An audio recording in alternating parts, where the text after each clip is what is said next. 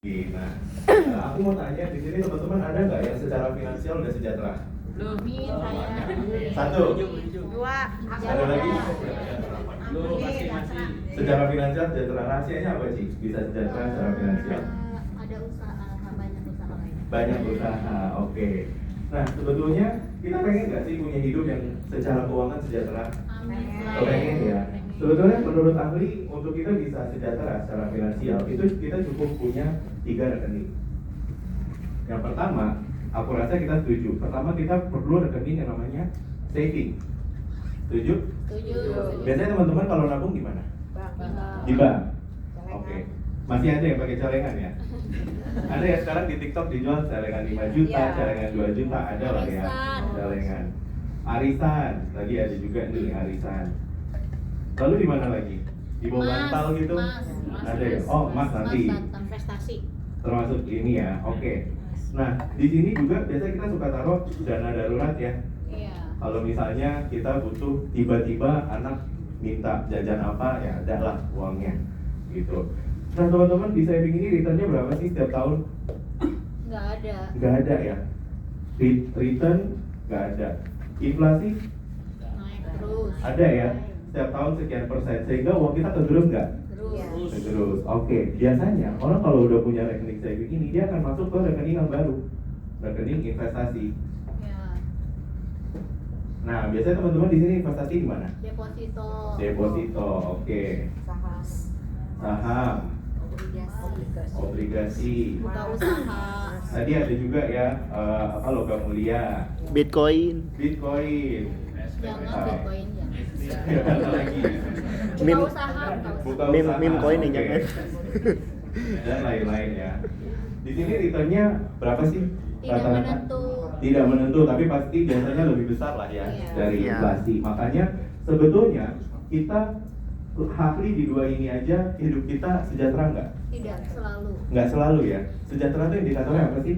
Sejahtera. Apa yang kita inginkan tercapai. Apa yang kita inginkan tercapai? Mencukupi Oke. semuanya. Mencukupi. Melebihi. Melebihi bahkan ya. Kalau sekarang kita suka ngomong financial freedom. Itu Iya. kalau kita ngomong di kita secara keuangan ya, financial freedom. Nah, biasanya orang pengen financial freedom, dua ini aja sebetulnya bisa bikin dia kaya. Cuma sayangnya dalam hidup itu ada 3 kondisi kehidupan. Ada yang tahu nggak apa aja?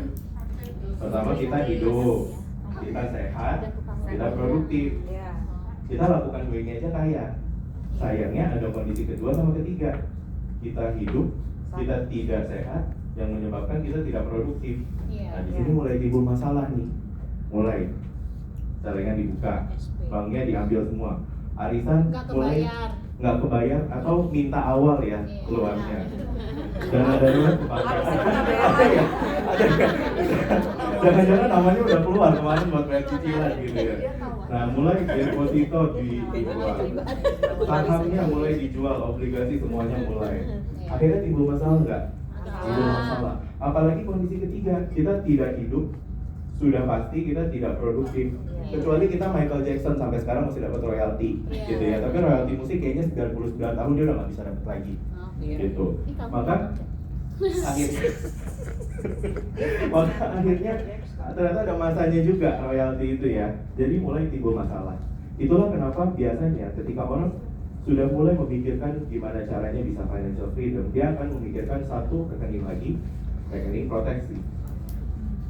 Sehingga ketika terjadi yang kedua dan ketiga, rekening proteksi inilah yang akan membiayai investasi dan tabungannya dia.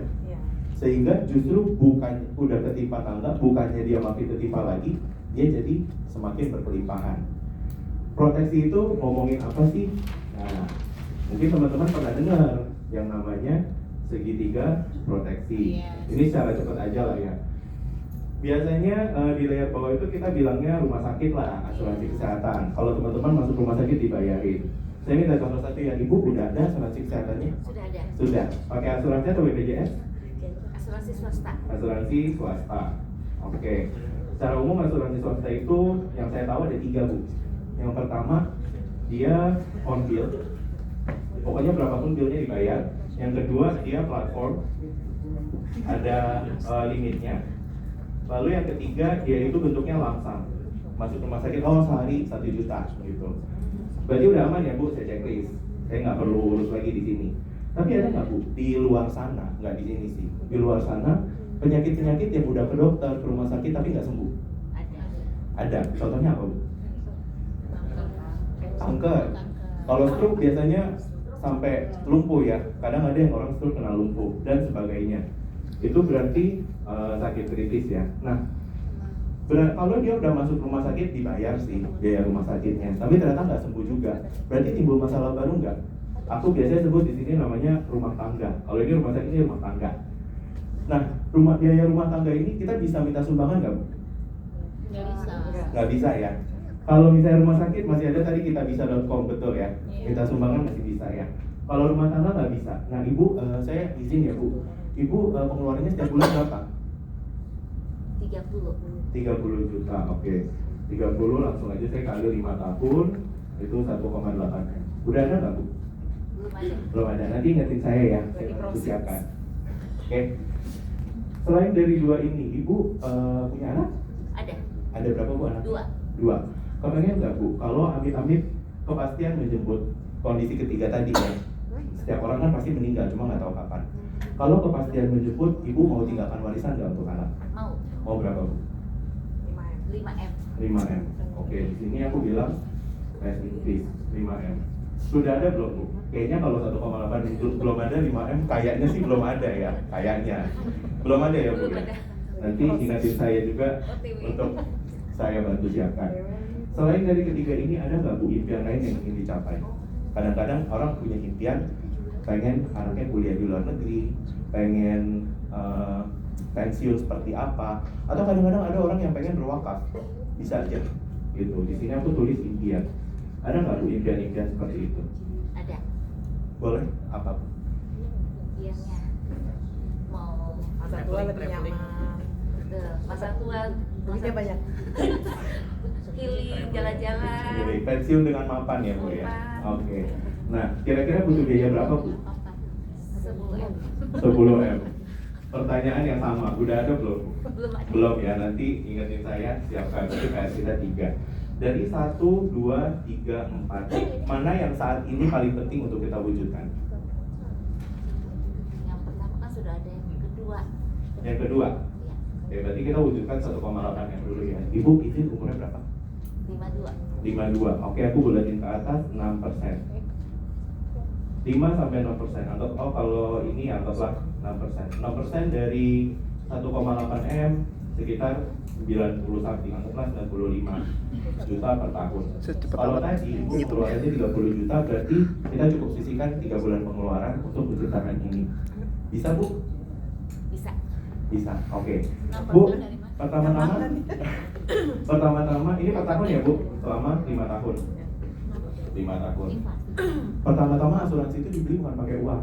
Kita sebelum beli pakai uang, akhirnya Ibu akan bayar preminya. Tapi sebelum itu kita beli pakai kesehatan. Saya cek kesehatan dulu ya.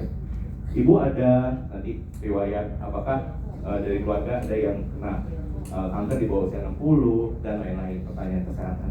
Oke, jadi kita setuju ya Bu. Saya siapkan 1,8 M. Ibu bayar 95 juta per tahun selama 5 tahun dengan pernyataan kesehatan seperti ini. Oke Bu, boleh tanda tangan. Yeay.